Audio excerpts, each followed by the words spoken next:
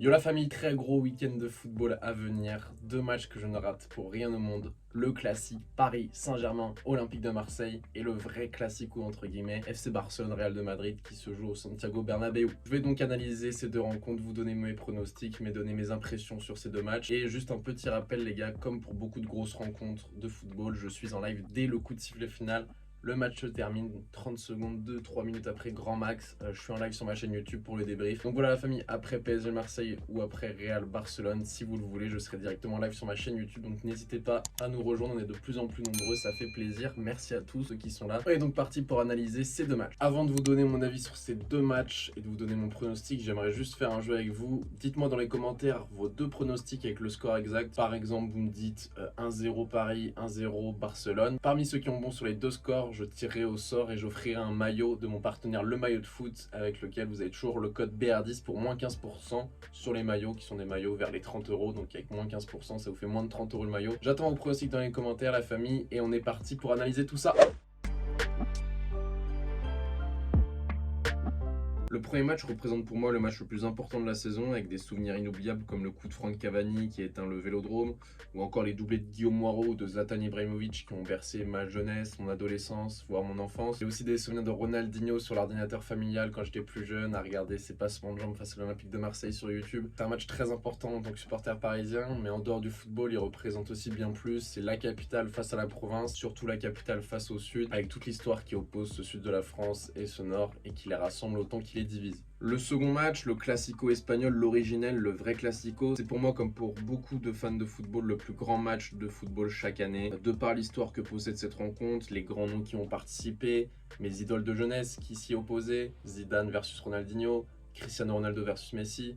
Maintenant, on a un duel Karim Benzema versus Lewandowski. C'est un match qui a autant une figure footballistique que politique en faisant s'affronter deux idéologies diamétralement opposées. La Catalogne et son catalan qui lui est très cher, et la capitale espagnole Madrid avec sa langue castillane. On va commencer par ce Paris Saint-Germain Olympique de Marseille. Forcément, en tant que supporter parisien, c'est un match que j'attends chaque année, que je coche sur le calendrier et que je ne rate pour rien au monde. J'ai jamais raté un PSG Marseille, je pense que ça n'arrivera jamais, du moins je l'espère. En plus de l'enjeu de fierté et historique qu'a cette rivalité, il y a des réels enjeux au classement puisque ce match est synonyme d'une opposition directe entre le leader invaincu et le troisième à 3 petits points derrière. Suite à la défaite face à Ajaccio, ils ont donc pris 3 points de retard et Lorient est venu se hisser à la seconde place. Sur les 10 derniers affrontements entre le Paris Saint-Germain et l'Olympique de Marseille, ça a donné 8 victoires du PSG, 1 nul et une victoire de Marseille en 2020 sous Covid dans un Parc des Princes muet. En termes de forme des équipes, la famille, le Paris Saint-Germain, n'a pas perdu depuis le 20 mars contre Monaco, défaite 3-0. Et on reste donc sur 28 matchs sans défaite, donc j'espère que le 29e sera encore une victoire ou un match nul. Marseille a perdu la semaine dernière face à la Lanterne Rouge Ajaccio, mais reste sur 2 victoires européennes face au Sporting Portugal, une très belle équipe, même si le Sporting a été réduit à 9 et à 10 sur les 2 matchs aller-retour. Ça montre que Marseille, face aux grandes équipes, ils sont peut-être capables d'hausser leur niveau de jeu, donc il faut faire attention à ça. Pour la physionomie du match, j'imagine un Paris Saint-Germain comme d'habitude avec au moins 55, 60, 65% de possession, je dirais vers les 60, et un Marseille qui essaye de jouer très bien les coups en contre en exploitant une de nos faiblesses qui est le jeu dans notre dos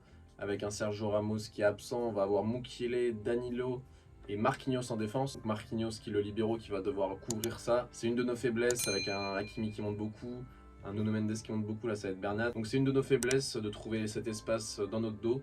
Je pense que Marseille va l'exploiter et qu'ils vont devoir en faire bon usage s'ils veulent revenir du Parc des Princes avec au moins un point. Donc pour moi, le scénario du match dépendra de la capacité des Marseillais à rester lucides lors de leur temps fort, car le PSG a beaucoup de temps forts, mais on a des temps faibles vraiment faibles et on a du mal à les gérer. C'est souvent dans nos temps faibles mal gérés qu'on finit par laisser des points et qu'on finit par sortir de notre match et sortir une contre-performance. Côté composition, Ramos est suspendu, Mendes blessé, donc ça sera une défense Marquis, Danilo, Mukiele, Hakimi, Bernat. Messi sera peut-être absent, donc ça sera soit Ekitike, soit Sarabia à sa place. Sarabia qui sort d'une très mauvaise performance face au Benfica Lisbonne. Et à Marseille, Kolasinac est toujours blessé, mais ça sera l'équipe type sans problème. Personnellement, mon avis est biaisé puisque je suis supporter du Paris Saint-Germain, mais mon pronostic est une victoire 4-0 du Paris Saint-Germain avec le match référence qu'on attend depuis quelques semaines, depuis le PSG Lille, le PSG Clermont, qui ont été des très grosses victoires, 7-1 et 5-0, je crois, 5-1.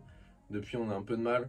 Donc là, pour moi, j'espère que ça va être un match référence. À noter que Kylian Mbappé n'a jamais perdu face à l'Olympique de Marseille et qu'en ce moment, Mbappé, on en entend beaucoup parler. Donc j'espère qu'après le match contre Marseille, on parlera plus de sportifs que d'extra sportifs parce qu'on en a besoin. On est tous un peu saoulés, les supporters parisiens, on entend parler que de Kylian Mbappé, que de transferts, etc. Nous, on veut parler de jeu. Donc c'est le moment de remettre les compteurs à zéro et de nous faire plaisir avec une grosse victoire au Parc des Princes. Et je pense qu'on va rester sur un clean sheet puisque Donnarumma est très en forme en ce moment et c'est pas l'absence de Ramos qui me fait plus peur que ça. Donc pour moi, on va pas prendre de but. Après, à voir si on en mettra 2, 3, 4, un seul. Mais pour moi, on va pas prendre de but face à l'Olympique de Marseille. Dites-moi en commentaire si vous êtes d'accord avec moi. J'attends votre pronostic avec impatience. On passe au Classico espagnol. Le Classico espagnol, le match le plus regardé au monde entier. Forcément, ça va être un match de fou. Real de Madrid-Barcelone, match très important. Barcelone qui est premier, Real de Madrid qui est deuxième. Ils sont à égalité en termes de points. Donc un match nul n'arrange personne. Va falloir gagner à tout prix. Ça peut être très intéressant dans ce match-là. Je pense que les deux équipes vont vouloir repartir avec les 3 points du stade. Et ça, c'est un très bon point pour le spectacle. En termes de forme des équipes, Barcelone reste sur 2 défaites et un match nul face au gros dernier match qu'ils ont joué. Donc une défaite face au Bayern Munich, une défaite face à l'Inter et un match nul 3-3 hier.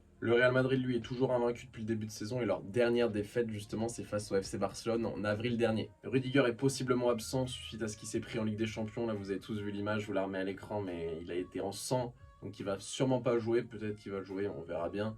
Mais pour l'instant, il est annoncé comme incertain. Courtois est possiblement blessé aussi, malheureusement. Et Benzema revient de blessure, donc normalement Benzema sera sur le terrain. On espère que Courtois sera sur le terrain aussi pour le spectacle. En tout cas, il y a pas mal d'incertitudes du côté du Real de Madrid, donc ça me fait un petit peu peur dans mon pronostic. Et puis, il y a quelque chose à noter, c'est que la cérémonie du Ballon d'Or, ça sera le lendemain du match. Donc je pense que Karim Benzema voudra jouer et voudra planter un but pour fêter son Ballon d'Or. Côté barcelonais, il y a pas mal d'absences. Je pense que tous les Barcelonais espèrent le retour de Jules Koundé pour que Gérard Piqué reste sur le banc suite à sa dernière performance catastrophique en Ligue des Champions face à l'Inter. Apparemment, Jules Koundé pourrait être titulaire face au Real de Madrid. Je crois que toute la Catalogne le souhaite, donc on espère que le Français jouera pour le spectacle. Gérard Piqué, ça s'annonce compliqué du côté du FC Barcelone, ça sent la fin de l'histoire. Alors Rose sera donc absent, comme Hector Bellerin, Christensen, Depay, et normalement Koundé sera là. En termes de physionomie du match, pour moi, ça sera un jeu de possession de la part du FC Barcelone à 55%, un Real de Madrid à 45%, un Real de Madrid qui a bien plus d'expérience, qui a une équipe bien plus expérimentée, bien plus complète à mes yeux, avec un Barcelone qui est en crise, qui va sûrement retourner en Europa League. Il manque juste le fait que l'Inter